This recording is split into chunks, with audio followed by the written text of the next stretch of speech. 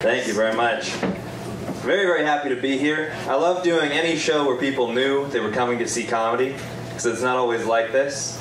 Like a month ago, I was booked to do a hip-hop show, and the idea was I would go on first, I would do 20 minutes of stand-up comedy, and then a bunch of local rappers would perform.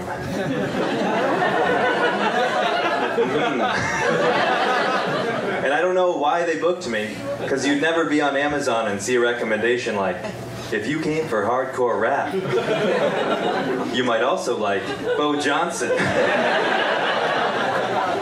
If you're a fan of the underground hip-hop scene, might we recommend a piping hot cup of lilac tea on a brisk Sunday morning? The thing is, I was excited for the show. Like, I really do love hip-hop and R&B. Whenever I go into a club, I feel kind of like a chaperone at the prom, though, because I don't know any of it. And I just step in, and I'm like, I don't know what this music is, but makes me want to dance. I live in a little bit of a dangerous neighborhood, so I'm always on edge. Like one evening, I was right by my front door, and a raccoon popped out of the bushes, which is when I found out the noise that I make when I'm afraid is just, oh no. Like a scared Kool-Aid man. There was one week where there were 3 pistol whippings that triangulate all around my house, which is a scary thing when you look like me, because I don't look intimidating at all. It looks like God went, I know, let's throw a golden retriever into a Mormon's body.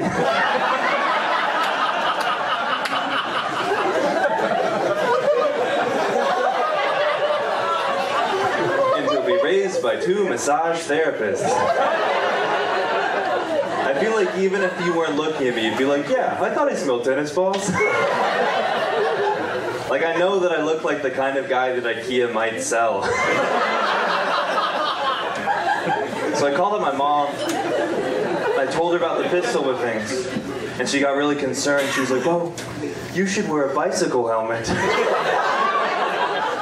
whenever you walk home at night so that no one can hurt you. That is a horrible idea. All that's gonna happen is 2 guys are gonna see me and just be like, and they're just gonna think somebody already stole my bike.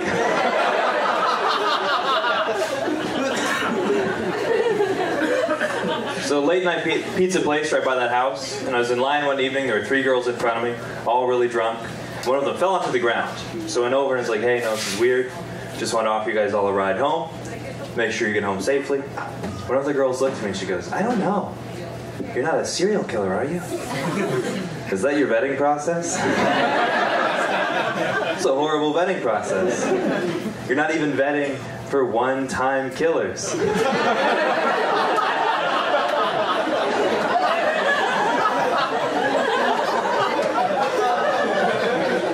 Unless she was only worried about serial killers and some guy was like, well, like, only once. You know what? Everybody makes mistakes. If they didn't want to ride home, I said, that's fine, do me a favor. At least wear this bicycle helmet. Yeah. Since both my parents are massage therapists, I've always given all my girlfriends a lot of back rubs. And I think there's a big conspiracy. Every woman is pretending to have weak hands. Got real quiet in here, didn't it? Like, I would always give my ex-girlfriend like a half-hour back rub. Then I'd turn around and be like, all right, my turn. Oh, my hands are tired. Excuse me? I've seen you texting before. I know that your fingers have the endurance of a Kenyan marathon runner.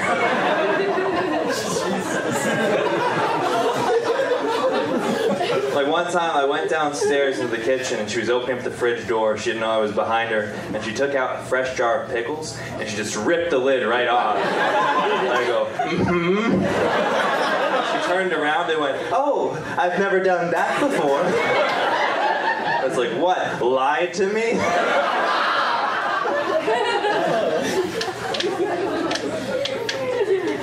Last flight I took, we were stuck on the tarmac for 3 hours. We didn't go anywhere. So I took my phone out and was like, I'll listen to some music. And the flight attendant, she came by and she was like, sir, you're going to have to put that away. And I was like, look, I know we haven't moved anywhere. I'll put it away the moment that we leave, I promise. And she goes, sir, I'm not going to tell you again. You need to put that phone into airplane mode right this second. It's like, I tell you what, I'll put my phone into airplane mode as soon as you put this plane into airplane mode.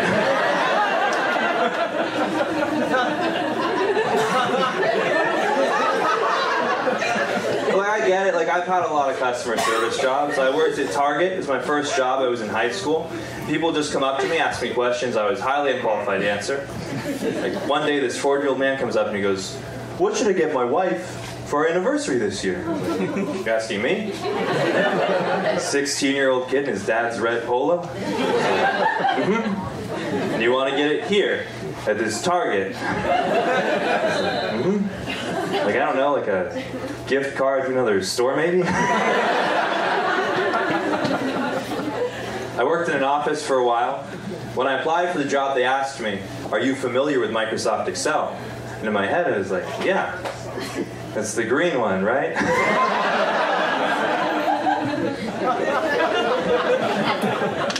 25 years old, and some of my friends have started to buy their first homes. My buddy called me up, he invited me to a housewarming party. He goes, hey, Bo, I need you to pick up the charcuterie. I was like, of course.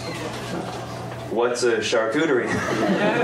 It turns out it's a bunch of really expensive meats and cheeses, and I don't have that kind of money. So I just went to the grocery store and bought 9 boxes of Lunchables. I auditioned to be on The Bachelor this year.